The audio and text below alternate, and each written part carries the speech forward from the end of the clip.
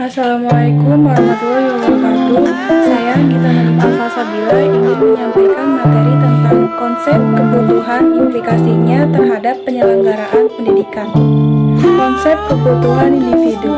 Setiap individu memiliki kebutuhan karena ia tumbuh dan berkembang untuk mencapai kondisi fisik dan sosial psikologis yang lebih sempurna dalam kehidupannya.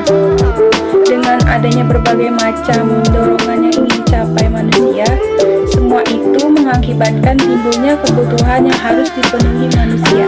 Kebutuhan manusia ada dua, yaitu primer dan sekunder. Kebutuhan primer merupakan kebutuhan biologis atau organik, yang merupakan kebutuhan yang didorong oleh motif asli. Contohnya, makan, minum, bernafas, dan papan.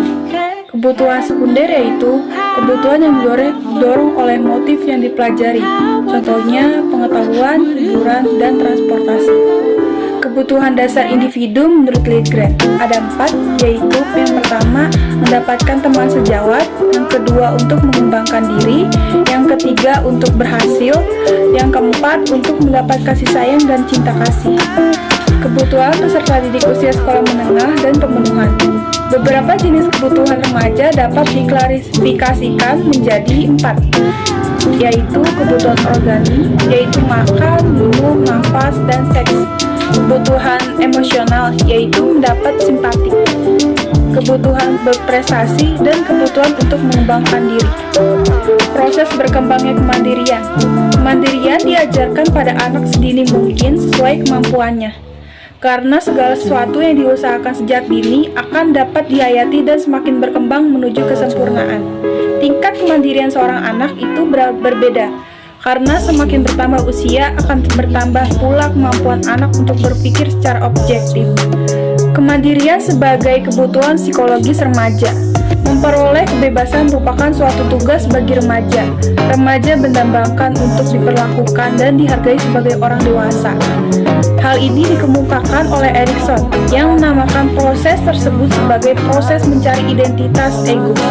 Dalam mencapai kemandirian remaja akan mengalami hambatan yang disebabkan karena masih tergantungnya pada orang lain. Peran orang tua terhadap pembentukan kemandirian remaja. Ada beberapa hal untuk menyikapi pembentukan kemandirian remaja. Yang pertama, komunikasi. Komunikasi dengan anak merupakan cara efektif untuk menghindari hal yang tidak diinginkan. Yang kedua, ada kesempatan. Orang tua sebaiknya memberi kesempatan kepada anak untuk membuktikan atau melaksanakan keputusan yang diambilnya. Yang ketiga, tanggung jawab. Bertanggung jawab terhadap segala sesuatu yang diperbaiki merupakan kunci untuk kemandirian.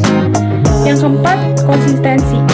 Konsistensi orang tua dalam menerapkan disiplin dan menanamkan nilai sejak dini untuk mengembangkan kemandirian. Implikasi pemenuhan kebutuhan remaja terhadap pendidikan. Pemenuhan kebutuhan fisik atau organik merupakan tugas pokok. Kebutuhan ini harus dipenuhi karena merupakan kebutuhan untuk mempertahankan kehidupan agar tetap tegar. Untuk mengembangkan kemampuan hidup, bermasyarakat, dan mengenalkan berbagai norma sosial amat penting untuk dikembangkan. Itu saja yang dapat saya sampaikan tentang materi konsep kebutuhan implikasinya terhadap penyelenggaraan pendidikan. Wassalamualaikum warahmatullahi wabarakatuh.